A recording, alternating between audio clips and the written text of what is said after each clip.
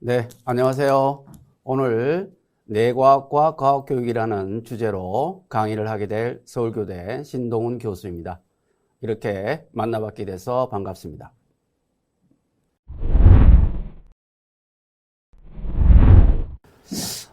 주제를 보니까 크게 두 가지죠. 하나는 뇌, 브레인이고 또 하나는 교육입니다. 제가 이제 사진을 하나 찍어봤습니다. 브레인을 보고 있는 또 다른 브레인. 이렇게 얘기하면 좀 그렇죠. 그래서 지금 브레인 보고 있습니다만 여기 실물로도 제가 가지고 왔습니다. 지금 이렇게 되어 있는 것은 그 대뇌의 일부분이고요. 요 부분이 소뇌입니다. 그래서 이렇게 되어 있고 전체적으로는 이런 모습으로 되어 있습니다. 그런데 오늘 인간 두뇌의 구조에 관해서 아주 깊이 있는 설명을 하려면 시간도 굉장히 많이 소모되고 또 두뇌의 구조를 자세히 아는 것이 이 강의의 목적은 아닙니다. 그래서 개략적으로 인간 두뇌가 어떻게 생겼는지 지금 화면에 있는 것과 같이 이렇게 생겼죠. 좀 이제 상세히 살펴보면 앞쪽 부분이 있는 것이 약간 연두색으로 되어 있는 부분이 전두엽, 옆쪽에 있는 것이 측두엽, 뒤쪽에 약간 푸른색으로 되어 있는 것이 두정엽, 아주 뒤쪽에 있는 것은 후두엽, 그 밑에 주름져 있는 것이 소뇌. 이렇게 크게 겉모습으로 보면 이렇게 구성되어 있습니다. 이 안에 구성되어 있는 물질은 뉴런이라고 하는 신경세포들로 꽉 차져 있는 것입니다. 물론 이제 세포와 세포 사이에는 세포액도 있고 이러한 세포들이 또 활동을 하려면 에너지를 공급받아야 되기 때문에 뇌에도 혈관들이 굉장히 미세한 혈관들이 분포하고 있습니다. 그렇지만 제일 중요한 것은 지금 화면에 보이는 뉴런, 신경세포가 주축이다 이렇게 볼 수 있습니다. 조금 전에 얘기했던 앞부분인 전두엽, 머리 저쪽은 두정엽, 뒤쪽은 후두엽, 옆쪽은 이제 측두엽인데 일반적으로 이제 전두엽 쪽에서는 인지 기능들을 담당하는 걸로 알려져 있습니다. 어떤 인격이라든지 어떤 감정, 또 문제 해결, 이런 부분들은 주로 전두엽에서 집중적으로 조절을 하고 있고요. 두정엽 쪽은 주로 이제 감각 이런 부분들이 발달되어 있고 후두엽은 감각 중에서도 특히 우리 인간들한테는 시각이 중요하기 때문에, 눈이 중요하기 때문에 별도로 시각 정보를 처리하는 부분이 후두엽입니다. 그리고 측두엽, 옆에 있는 부분이죠. 이 부분은 주로 기억과 관련되어 있고 청각 기능과도 관련이 있습니다. 특히 기억하고는 이 안쪽에 있면 해마라고 하는 부분이 이 측두엽 안쪽에 분포해 있습니다. 요 조금 더 이제 단면을 보면 이와 같은 상황이 되어 있고요. 이제 각 부분과 기능을 좀 정리해 놓은 PPT입니다. 영상으로 보실 분들은 이걸 좀 정지해서 좀 자세하게 한번 보면 되는데 크게 방금 얘기한 것처럼 전두엽, 두정엽, 측두엽, 후두엽 이런 전체적으로 되어 있고요. 아주 세부적으로 가면 다르게 또 얘기할 수가 있는데 전두엽, 두정엽, 측두엽, 후두엽보다 조금 더 세밀하게 우리가 뇌를 기능을 이야기할 때 브로드만 영역이라는 걸 많이 씁니다. 이것은 독일의 브로드만이라는 뇌과학자가 뇌를 해부를 해서 그 뇌의 모습과 구조를 보고 번호를 다 붙였어요. 그래서 1번, 2번, 3번, 4번에서 지금은 50번 정도까지 뇌 부위가 되어 있는 거죠. 그래서 브로드만 영역으로 예를 들어 6번 영역이다, 40번 영역이다 이러면 그 영역에서 어떤 일을 담당하는 것인지 다 정해져 있습니다. 밝혀져 있다고 봐야 되겠죠. 정해져 있다기보다는. 그래서 이런 브로드만 영역을 이용해서 뇌의 각 부분에 대한 여러 가지 기능들, 부분들이 다 정리가 되어 있습니다. 한번 보시면 이건 될 것 같고요. 이것도 또 다른 그림인데, 마찬가지로 조금 전에 전두엽, 두정엽, 후두엽 부분을 조금 더 세밀하게 나누어서 각각의 것들이 어떤 일을 하는지 왼쪽에 보면 다 적혀져 있습니다. 예를 들어 1번 영역 같은 경우는 비주얼 에어리어라고 되어 있죠. 그래서 시각을 담당하고 있다. 두 번째는 association area, 그러니까 연합령이죠. 척두 옆쪽이니까. 이런 식으로 해서 쭉 돼 있으니까 요 데이터들을 보면 뇌의 각 부분에서 어떤 역할들을 하는 것인지 우리가 알 수 있습니다. 자, 이거 조금 더 이제 다른 표현이죠. 운동 영역과 감각 영역이 굉장히 중요한데, 위쪽에 보면 사람 손도 있고, 뭐 얼굴도 보이고, 막 그렇죠. 그것이, 우리 대뇌에서 요 파란 선을 표시해 놓은 분이 우측에, 체성 감각 쪽인데, 그쪽에서 있는데, 크기는 상대적인 크기입니다. 그러니까, 얼굴에서도 입이 굉장히 큰 것은 그쪽에 굉장히 감각세포가 발달되어 있다. 그 다음에 손이 좀 크죠. 우리 보통보다 얼굴보다 더 크게 보입니다. 그만큼 손에 여러 가지 감각이 매우 많이 분포해 있다. 뭐 이렇게 이해하시면 될 것 같습니다. 결국 대뇌라고 하는 것은 우리 사람뿐만 아니라 다른 동물들도 마찬가지겠죠. 운동과 감각을 통합하는 그런 역할들을 하고 있다는 것을 알 수 있습니다. 피질은 그렇고 안쪽에 들어가면 변형계라고 하는 부분들이 있습니다. 그림에 보다시피 약간 보라색으로 되어 있고 그렇습니다. 그 안쪽에는 또 시상이라고 하는 아주 새파란 부분이 있죠. 이 시상입니다. 그래서 변형계는 주로 어떤 흔히 얘기하는 약간 동물적인 행동, 어떤 식욕이라든지 성욕, 뭐 이런 본능 쪽에 가까운 것을 조절하는 그런 구조입니다. 그래서 굉장히 중요한 부분이기 때문에 대뇌 피질 안쪽에 좀 깊숙하게 위치하고 있습니다. 자, 그리고 마찬가지로 이제 우리가 전체적으로 척수라든지 이런 부분과 연관시켜서 보면 지금 화면에 보이는 것처럼 대뇌에서 여러 가지 것들을 조정하고 어떤 반응을 명령하고, 제가 지금 이렇게 이야기하는 것도 대뇌에서 다 명령을 내리기 때문에 이렇게 이야기할 수 있는 거죠. 그 과정을 한번 나타낸 것입니다. 특히 이제 공이 날아올 때 글로브로 딱 잡는다. 이거 어떻게 잡을 수 있냐? 그 과정을 좀 모식적으로 표현하자면, 날아오는 둥근 물체를 보고 공이구나 인식을 딱 해야 되겠죠. 공이 날아온다. 그러면 두 번째는 공을 잡아야죠. 판단합니다. 그리고 세 번째는 공을 잡으라고 명령을 내립니다. 이 과정이 0.1초도 안 되는 사이에 이 순서대로 일어나서 우리는 팔을 올려서 공이 날아오면 딱 잡을 수 있는 거죠. 이렇다면 이와 같은 뇌의 기능들을 우리가 어떻게 연구할 수 있느냐? 연구할 수 있는 방법은 좀 여러 가지가 있습니다만은 제가 주로 연구하는 방법은 fMRI라고 하는 기계를 이용해서 연구를 합니다. 지금 화면에 보이는 것은 제가 서울교도에 있는데 서울교도에는 fMRI 기계가 없습니다. 그래서 청주교도에도 없습니다. 그래서 어디 있냐면 카이스트에 fMRI 기계가 있습니다. 가운데 있는 이 부분이 되겠죠. 그래서 제가 직접 연구한 그런 데이터가 되겠습니다. 이 fMRI의 특징은 뭐냐면 살아있는 피험자로 실험이 가능하다는 것입니다. 그러니까 우리가 주로 두뇌의 기능, 학습이라든지 이런 걸 연구를 하려면 학습을 하고 있을 때 뇌가 어떤 상황인지를 봐야 되겠죠. 그러면 당연히 살아있어야 됩니다. 표본을 만들어서 뭐 관찰한다든가 그러면 안 되겠죠. 그래서 여러분들도 왜 병원에 가면 MRI 같은 것을 찍잖아요. 그래서 MRI는 자기 공명 어떤 이미지입니다. 그런데 앞에 F가 붙으면 F는 펑셔널이에요. 그래서 기능적 자기 공명 이미지인데 뭐 간단히 얘기하자면 MRI는 사진을 찍는 거고 fMRI는 동영상을 찍는 거다. 이렇게 이해하면 될 것 같습니다. 그래서 연령과 성별에 관계없이 측정이 가능합니다. 아주 갓난 아기부터 시작해서 물론 나이 든 사람까지 남녀 상관없이 MRI는 측정이 가능합니다. 그 다음에 이거는 방사선을 막 엑스레이처럼 쏘는 게 아니에요.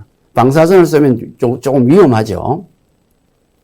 근데 MRI는 자기장을 만들어서 그 자기장 안에 들어가는 것이기 때문에 우리 지구도 사실은 지금 큰 자기장이죠. 그래서 나침반 같은 거를 이용해서 방향을 알 수 있듯이. 그리고 공간적, 시간적 해상력이 좋습니다. 공간이라고 하는 것은 몇 미리까지 볼 수 있느냐, 막 그런 거죠. 시간적 해상료는 뭐 0.1초 동안 이런 겁니다. 그래서 병원에 가서 MRI를 찍는 것은 내 몸 어딘가에 한 예를 들면 5mm짜리, 1cm짜리 암세포가 어디에 있는지를 궁금한 거죠. 그래서 MRI를 찍어보면 어디에 암세포가 있는지 또는 없는지 이런 것을 알 수 있습니다. 따라서 인지와 감성의 기능 연구에 적합하다. 우리가 병원 가서 MRI 찍을 때는 주로 머리를 안 찍고 몸을 찍죠. 의심되는 부위. 뭐 이렇게 간도 찍고 뭐 다리도 찍고 막 하는데 저는 찍을 때 뭘 찍어야 되겠어요? 뇌를 찍어야 되겠죠. 그래서 인지와 감성의 기능 연구에 적합하고 저도 이 기계 안에 몇 번 들어가서 찍고 또 많은 연구들을 했습니다. 네, 이렇게 생긴 데 들어가서 오른쪽과 같은 이미지가 나옵니다. 이게 실제로 카이스트에 있는 fMRI 제가 지금 제가 피험자는 아니군요. 네, 제가 직접 찍은 사진입니다. 그렇게 해서 제 연구는 아닙니다만은 이런 식의 fMRI 연구를 통해서 많이 밝혀진 것이 예를 들어 단어를 들을 때는 뭐로 듣죠? 귀로 듣잖아요. 그래서 청각에 해당하는 뇌 부위가 지금 작동하고 있다. 상대적으로 이 부분이 더 활성화되고 있다. 이런 뜻입니다. 약간 노란색, 빨간색으로 표시되어 있는 부분이. B 같으면 단어를 말할 때도 후두 옆쪽이 조금 아까 시각력이라고 얘기했죠. 그쪽 부분이 지금 활성화되는 걸 알 수 있습니다. 그 다음에 C는 단어를 말할 때 말을 하는 것은 움직이는 거잖아요. 그래서 두정 옆쪽에 있는 그쪽 부분이 좀 활성화되고 있고요. D는 단어를 생각할 때 뭔가를 생각한다 그럴 때는 전두 옆쪽에 뇌가 상대적으로 활성화되는 겁니다. 여기서 이제 오해를 하면 안 되는 것이 요 부위만 뇌가 움직이고 다른 부위는 뇌가 안 움직인다. 이렇게 생각하면 안 되고 뇌는 거의 항상 다 100% 쓰고 있습니다. 근데 요 부위가 조금 더 사용되고 있다. 이렇게 이해를 하셔야 됩니다. 네, 뭐 대표적으로 잘 밝혀져 있는 것이 언어의 이해 과정이라고 되어 있습니다. 그래서 언어를 보면 좀 봐야 되겠죠. 그러면 시각, 피지적, 후두요 약간 화면의 오른쪽에 있는 거기서 들어와서 그 다음으로 신경이 W라고 적혀 있는 부분으로 가서 전두엽 B쪽에서 이게 무슨 말인지 글자를 해독하고 판단을 해서 그 위쪽으로 SMA라고 되어 있는 것은 체성 감각 쪽입니다. 그러니까 명령을 내리는 쪽이죠. 그쪽으로 주고주고 했고 해서 나중에는 AC 같은 부분들을 통해서 직접 이제 말을 어떤 말인지도 하게 되고 또 이해하게 되는 이런 과정들이 있습니다. 그래서 이런 과정들을 밝혀내는데 fMRI 같은 기계가 굉장히 중요한 역할들을 해왔습니다. 우리 인간의 뇌는 지금 제일 오른쪽 사람이라고 되어 있는 부분이 있죠. 다른 동물들의 뇌들도 물고기, 새, 쥐, 개구리, 뱀 등등으로 해서 쭉 모양들이 저와 같이 있습니다. 참고로 한번 봐주시면 될 것 같습니다. 최근에 이제 뇌 연구에서 제가 fMRI 연구를 하다 보니까 fMRI 쪽에서 가장 획기적인 이 연구도 이미 보니까 벌써 좀 시간이 지났어요. 이 갈란트 랩이라고 하는 곳에서 이분이신데 UC 버클리에 있는 분이십니다. fMRI를 이용해서 놀라운 연구들을 했습니다. 어떤 연구들이냐면 요거는 이제 MRI 실험을 하는 과정인데 뭐 간단히 얘기하자면 왼쪽에 사진이 보이죠. 걔하고 아마 이어서 분이나 이 사진을 보여주면 우리 뇌에서 어느 부분에서 활성화되는지를 볼드라고 되어 있죠. 이거는 뭐냐면 fMRI 신호입니다. 그거를 우리가 디텍트를 해서 이걸 다시 이미지로 우리가 재조합해서 그걸 분석하는 겁니다. 자, 가장 이제 실험 영상인데요. 요거 한번 동영상을 한번 일단 잠깐 보고 제가 설명을 하도록 하겠습니다. 네. 왼쪽에 presented clip이라고 되어 있고, 오른쪽은 clip reconstructed from brain activity라고 되어 있죠.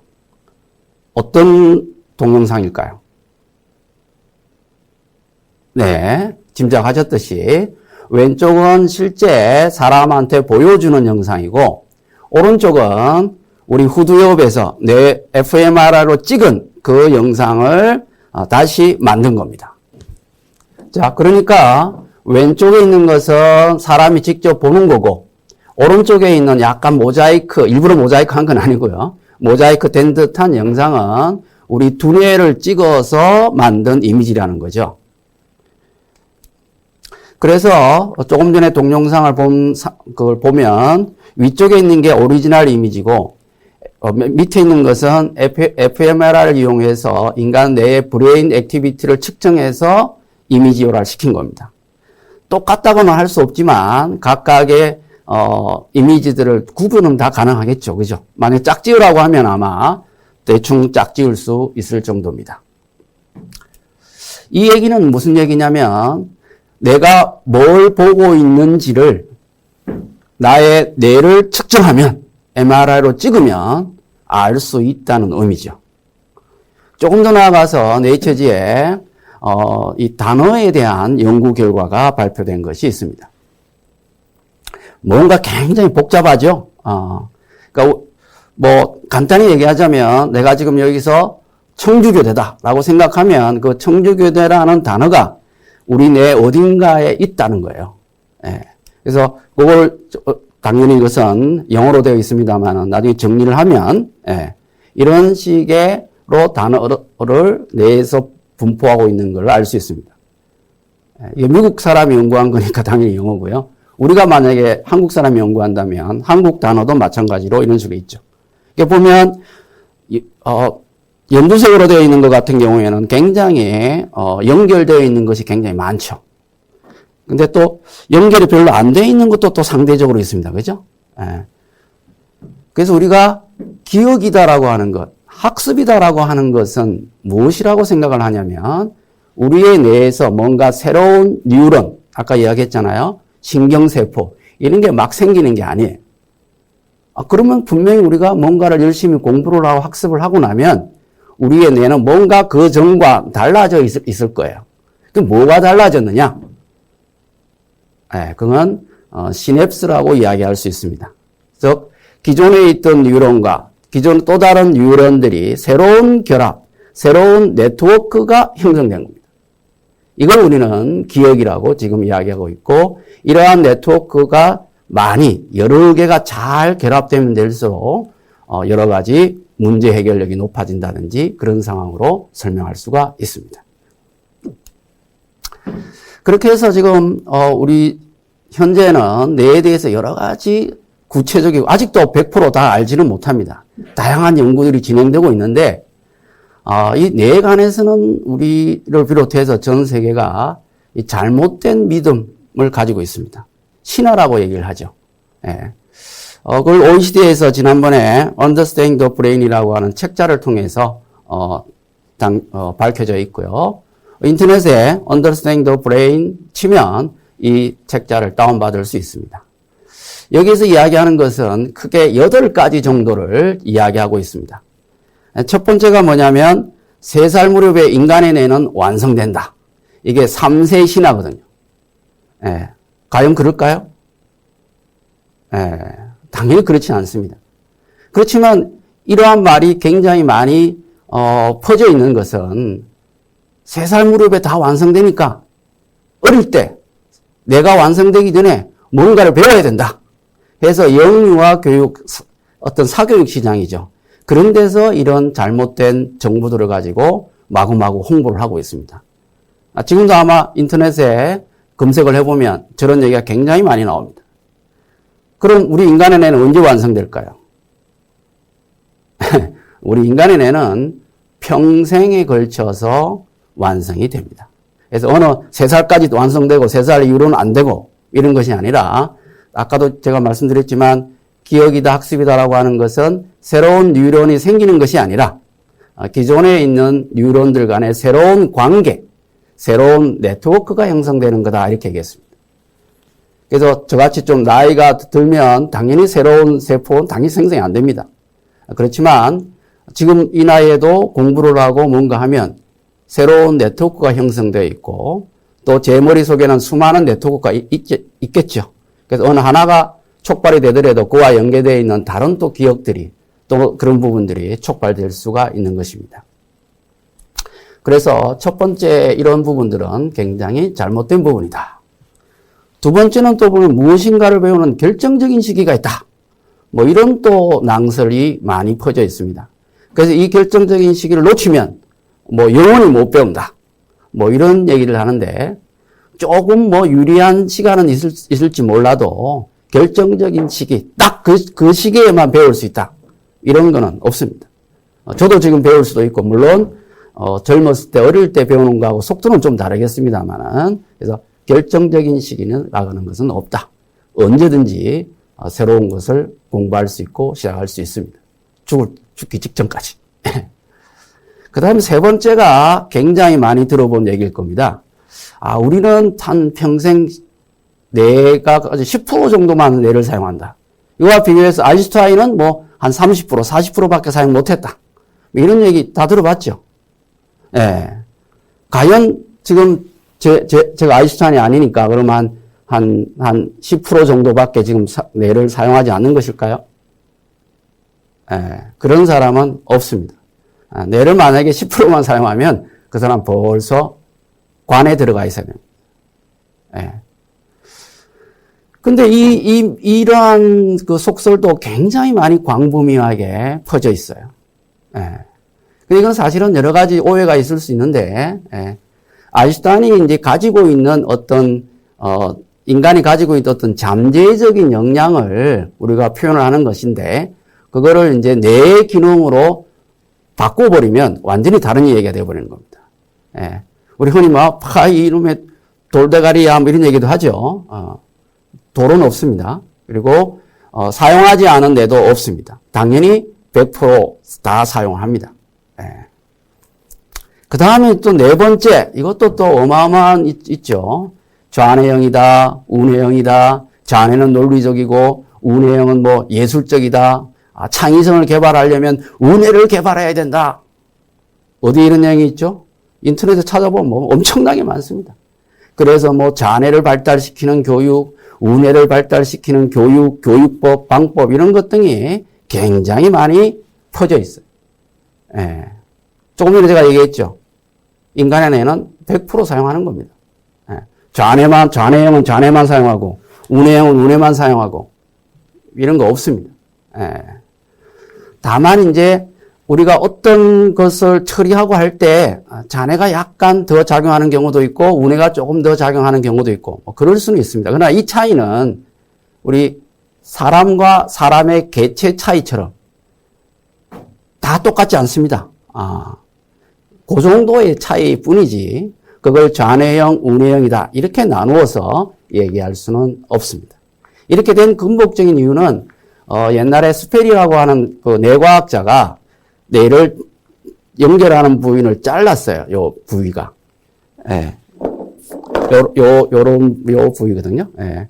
요걸 잘랐더니, 뇌량이라고 하는 걸 잘랐더니, 오른쪽으로 들어오는 정보는 왼쪽 뇌가 인식을 하는데, 오른쪽하고 완전히 단절된 그런 분할의 실험을 통해서 밝혀진 겁니다. 근데 우리는 그렇게 뇌가 이렇게 분할되어 있지 않아요. 예. 그래서 좌뇌형, 우뇌형은 마치 혈액형과 마찬가지로 굉장히 유사과학에 속한다. 이렇게 이해하시면 됩니다. 그 다음 마찬가지로 남자와 여자의 뇌는 다르다.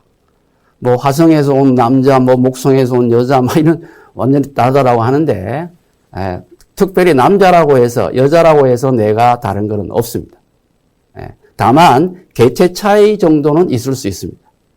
여기 지금 우리 스튜디오에 있는 분들 뇌하고 제 뇌하고 다릅니다. 그게 남자 여자 다르다라고 얘기할 수는 없습니다. 그 다음에 어린아이의 뇌는 한 번에 한 가지 언어만 배울 수 있다. 뭐 이런 또 뭐 얘기들도 있는데 그렇지 않습니다. 다만 이제 두 가지나 세 가지도 배울 수 있는데 한 가지 배울 때보다는 조금 속도가 느리거나 뭐 그럴 수가 있는 거죠.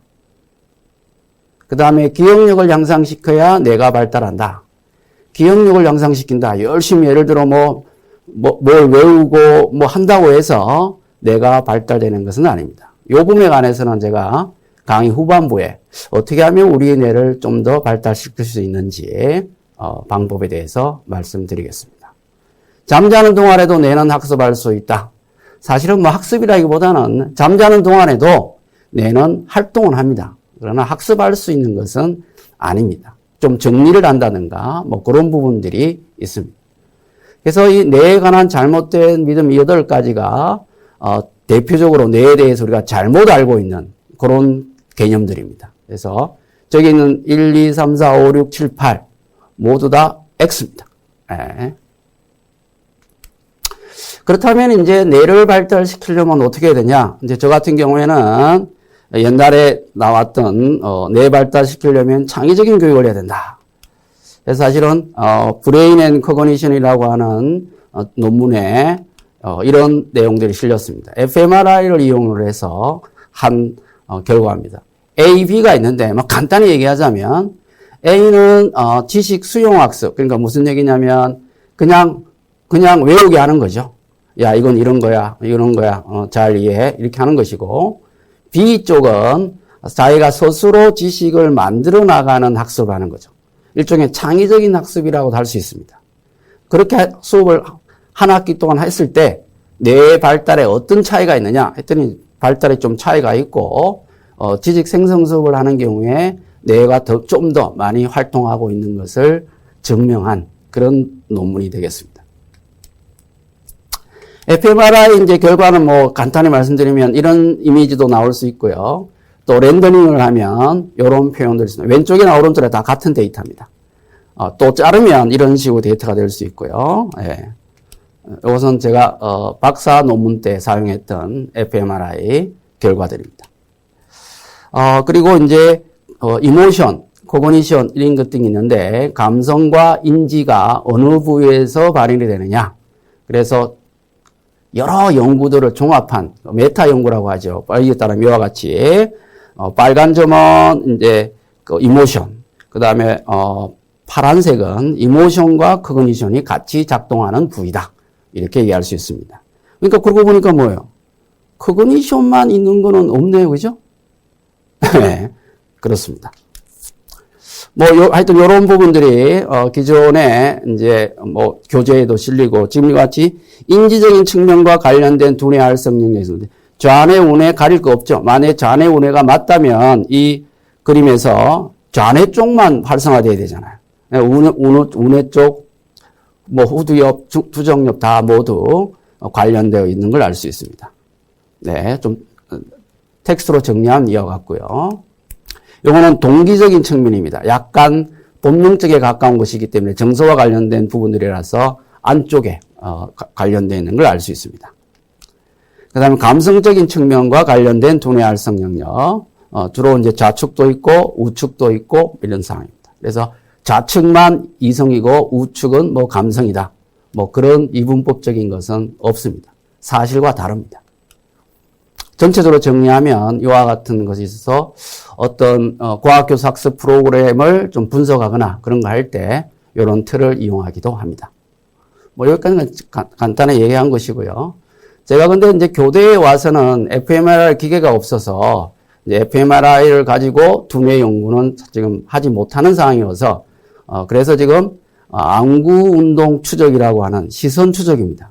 뭘 보고 있고 얼마나 보고 있고 어떤 경로를 통해서 보고 있냐 그거를 이제 하는 연구를 하고 있습니다.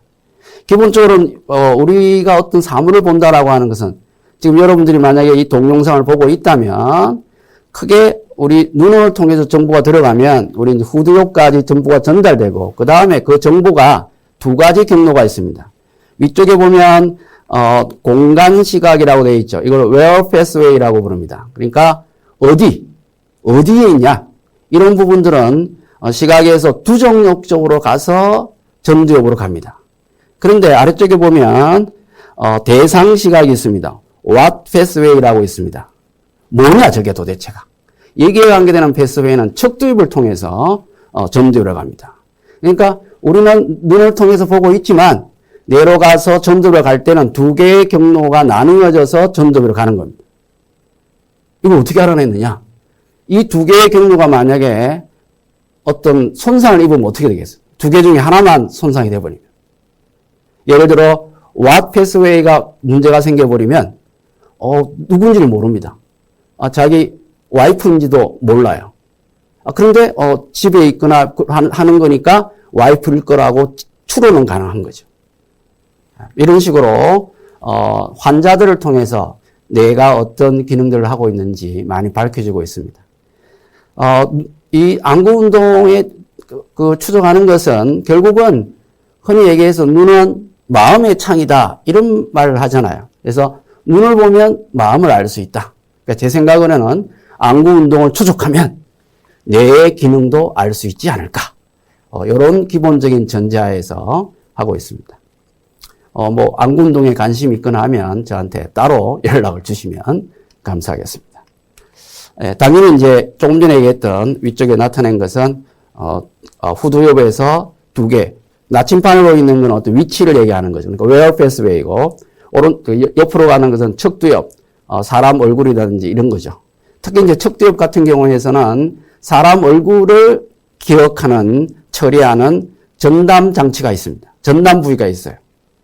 그래서 이 부위가 만약에 손상이 되면 저 사람이 누군지를 알 수가 없습니다. 분명히 봐긴 봤는데. 그래서 내가 특정한 부위에는 또 특정한 기능들이 있습니다. 나머지 부분들은 PPT를 한번 참고하시면 될 것 같습니다. 아까 얘기했듯이 야구 글로브로 공 날아온 걸 받는다든지 지금 이 경우에는 마찬가지로 뭔가를 눌러라, 파란 걸 누르라고 했을 때 얼마나 시간이 걸리는지 지금 쭉쭉쭉 미리세컨드로 지금 표시를 해 놓은 겁니다. 그래서 눈을 통해 정보가 들어가면 시각 부위안볼에서 한 55ms 지나면 척두엽을 통해서 전두엽을 통해서 운동령을 통해서 해서 손가락을 움직이는 것까지 이런 총 걸리는 시간을 나타냅니다. 1초도 안 걸립니다. 시선 추적 방법은 여러 가지가 있습니다. 이것은 그냥 참조로만 하십시오. 시선 추적의 원리, 물론 여러 가지가 있는데, 간단히 얘기하자면, 눈을 각막 반사를 통해서 그걸 측정을 해가지고, 내가 뭘 보고 있는지를 기계가 기록을 해주는 장치입니다. 왼쪽에 있는 약간, 막대 모양으로 있는 게 아이 트래커라는 기계고요. 모니터 밑에다가 부착을 해서 모니터를 보고 있으면 모니터에 뭘 보고 있는지를 다 기록을 하는 겁니다. 오른쪽에 있는 사람은 이제 실험자가 되겠죠. 이런 식으로 살 수 있습니다. 자, 그렇다면 제가 강의 전반부에 뭐라고 말씀드리냐면, 우리 뇌를 그럼 발달시키는 방법은 뭐가 있을까? 여러 가지 방법들이 있습니다만은, 오늘 제가 소개해드리는 방법은, 개나리입니다. 우리 여기 청주교대도 개나리 있죠? 아마 곧 3월달이 되면 노란 개나리가 많이 필 겁니다. 그런데, 이렇게 개나리가 활짝 펴 있는데 꽃의 기능은 뭘까요? 꽃은 결국은 씨앗을 맺고 열매를 만들어서 자선을 퍼뜨리게 하기 위해서 꽃이 피는 거죠. 인간의 눈을 즐겁게 하기 위해서 이렇게 개나리가 노란 꽃을 피우는 건 아닙니다. 그런데 이렇게 꽃이 많은데 지금 청주교대에 있는 개나리를 한번 살펴보십시오. 이 꽃진자리에 뭐가 있어야 될 거가요? 열매가 있어야 되겠죠. 씨앗이 있어야 될 겁니다. 한번 찾아보십시오. 아마 거의 개나리 열매나 씨앗을 본 사람은 없을 거예요. 그래서 뇌를 발달시키려면 개나리가 노랗게 피어 있구나. 참 아름답구나. 이러면 별로 발달이 안 됩니다. 꽃이 피었는데 왜 열매가 없지? 이런 생각들을 해야 뇌가 조금 더 발달될 수 있습니다. 그래서 제가 개나리를 좀 자세히 살펴봤더니 꽃이 두 종류가 있어요. 왼쪽에 있는 꽃을 한번 자세히 보십시오. 화면상으로. 제일 아래쪽에 보면 약간 연두색이 있고 그 위에 약간 노란 게 달려 있죠. 그리고 양옆으로 지금 수술 두 개가 달려 있습니다. 크게. 그러니까 암술도 있고 수술도 있죠. 근데 암술이 굉장히 작죠. 수술이 굉장히 큽니다. 근데 또 다른 개나리 꽃을 봤더니 이거는 보니까 수술이 양쪽에 작게 붙어 있고, 그리고 쑥 올라와서 암술대입니다. 그리고 쭉 끝에 보면 약간 노란색이 보이죠? 이게 암술머리입니다. 그러니까 이 오른쪽에 있는 개나리는 뭐다? 암술이 발달된 꽃이고, 왼쪽에 있는 것은 뭐가? 수술이 발달된 꽃입니다. 그래서 우리가 이름을, 암술을 기준으로 해서, 암술이 긴 거를 우리가 장주화라고 부르고, 암술이 좀 짧은 거를, 매우 짧죠, 단주화라고 부릅니다. 그럼 기능적으로 보면 좀 유추가 되겠죠? 왼쪽에 있는 단주화는 무슨 역할을 하겠어요? 숫꽃의 역할을 합니다. 물론 이제 숫꽃이라고 말하기는 좀 그렇습니다만, 왜 암술도 있으니까요. 그렇지만 여기 있는 이 암술은 거의 태화되어져서 기능이 별로 없습니다. 그러면 왼쪽에 있는 이 단주화 꽃은 뭐다? 수술만이 작동을 하는 거죠. 꽃가루를 막 만들어내는 거예요. 그럼 오른쪽에 있는 장주화는 수술이 있긴 합니다만은 꽃가루는 거의 만들어지지 않습니다. 그러면 이름은 뭐다?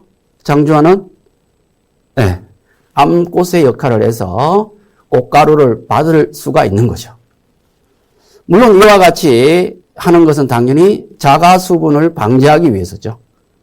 자가수분을 방지하는 것은 유전적 다양성을 증가시키기 위한 방법입니다. 다른 꽃가루가 날아와야만 새로운 유전자 조합이 생기고, 새로운 유전자 조합들이 생겨야 또 다음에 어떤 변화가 생겼을 때 살아남을 수 있는 확률이 증가하는 것입니다. 그렇구나. 그럼 이거 어떻게 할 수 있냐? 개나리를 좀 자세히 관찰해 보면 됩니다. 그래서 올 봄에 여러분들은 개나리 보고 노란 개나리가 폈다만 하지 말고 꽃 하나를 좀 자세히 한번 관찰해 보십시오.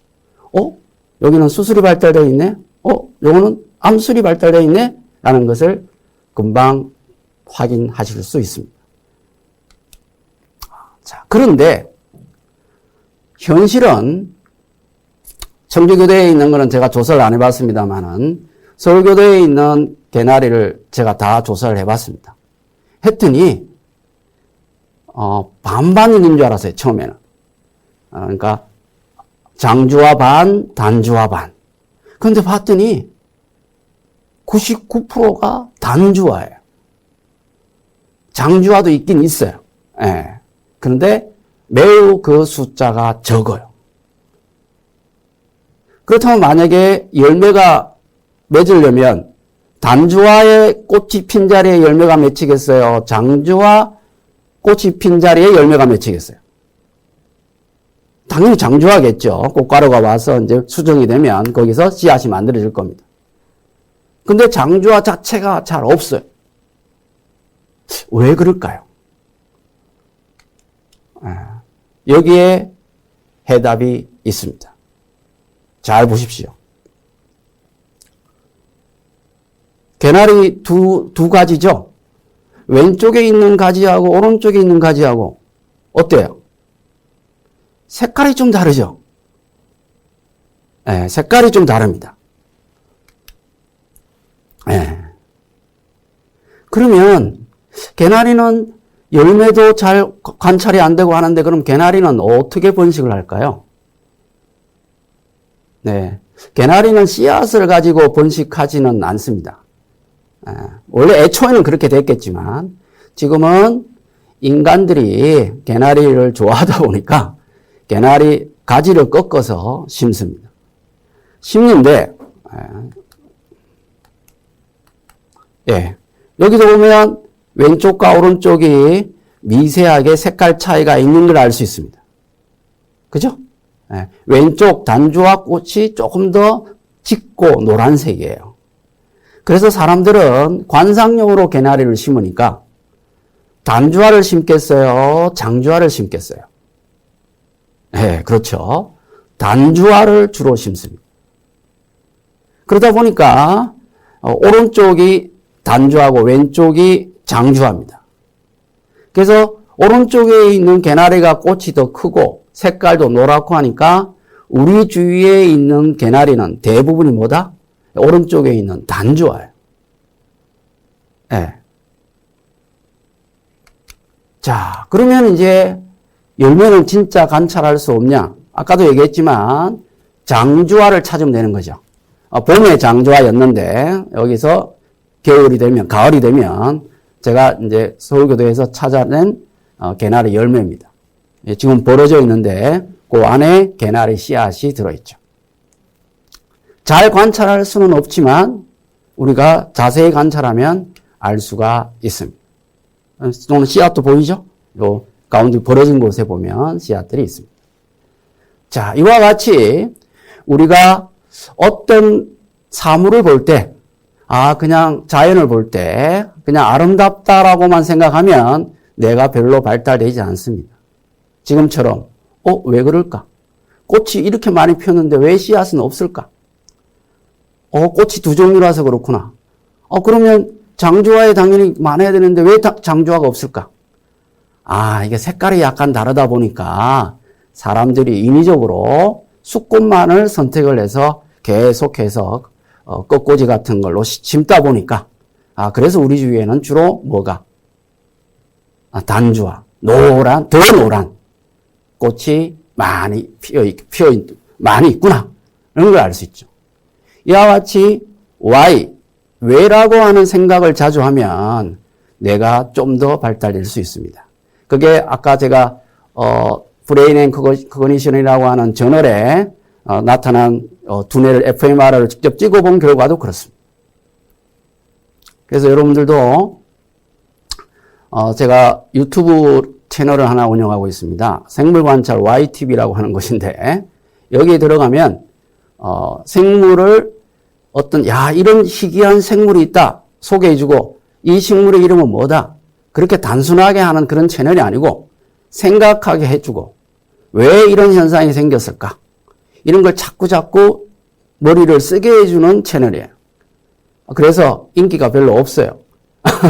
아주 선정적이거나 뭐 그런 게 아니기 때문에. 그렇지만 뇌를 발달시키고 사고력을 좀 증진해야 되겠다. 이런 분들은 요 생물관찰 YTV를 보시면 도움이 될 것입니다. 네. 오늘 강의는 이것으로 마치도록 하겠습니다. 감사합니다.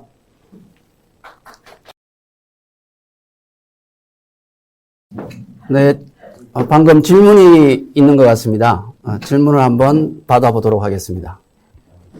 아까 사람들이 오해하고 있는 것들 8가지 중에 인간의 뇌는 100% 실제로 사용하고 있다고 말씀해 주셨는데 그러면 아인슈타인도 100% 쓰고 저희도 100%를 쓰는데 왜 차이가 있는지 궁금합니다.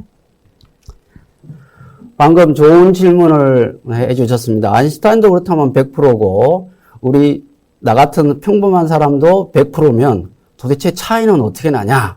이렇게 이해하는 것은 예를 들면 박태환 선수도 수영을 할 수 있고 저도 수영을 할 수 있는데 그 차이는 어마어마하죠. 그러면 제가 수영을 할 때 제 근육의 50%만 활용해서 그럴까요?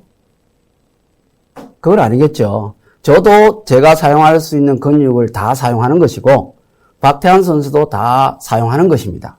다만 수영을 하기에 적합한 근육을 더욱더 발달시키고 훈련을 통해서 박태환 선수는 그런 빠른 수영 속도를 가지게 되는 거죠.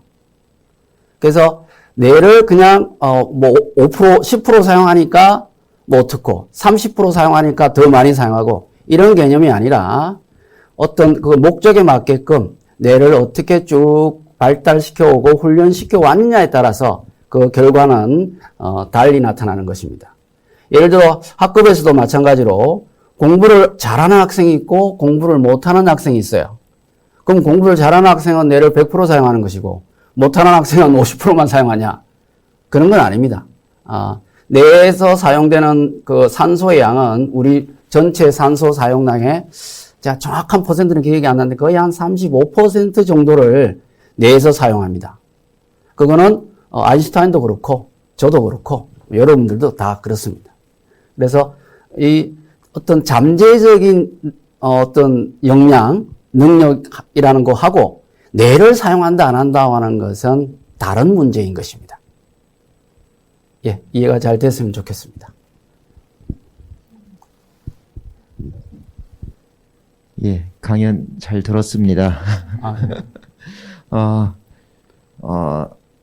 이 강에서 들은 건 아닌데, 누군가가 그, 뇌나 또는 학습과 관련돼서, 우리가 이제 학습을 하면은 그것이 뇌에 축적된다. 이렇게 말씀하시는 분을 본 적도 있고요. 또 어떤 분은, 그게 아니라 이제 뇌에 있는 어떤 구조들이 서로 잘 연결되는 거다. 뭐 이렇게 얘기하는 분도 있는데, 어떤 분은 이제 물질적 관점에서, 우리가 학습을 하면은 뭔가 물질이 뇌에 생기고 그게 뇌 속 어딘가에 있어가지고 그래서 그렇게 축적되는 거다라고 설명하면서 심하게 얘기하면 어떤 물질을 이제 주입하면은 우리 학습도 가능하다. 그래서 뇌 속에 뭔가를 주입시킬 수도 있다.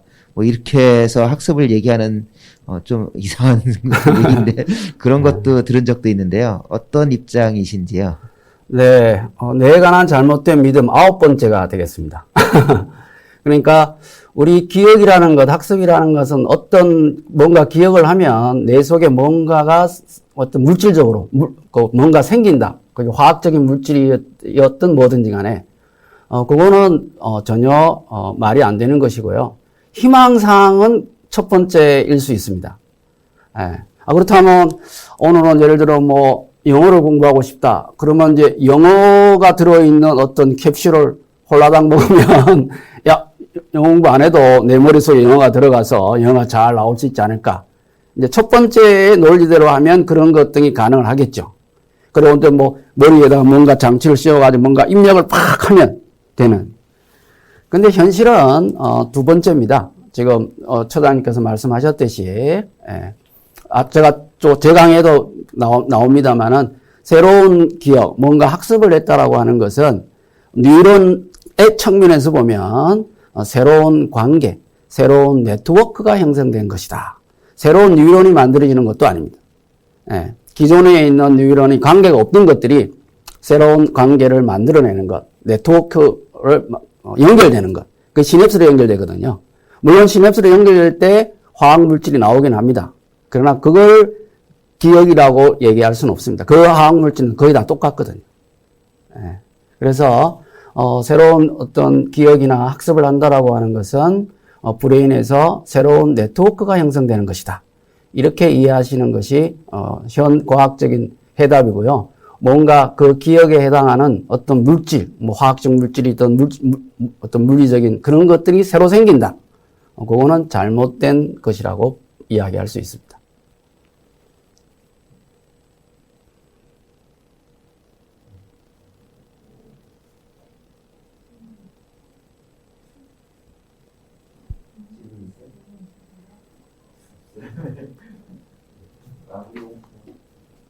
마무리요?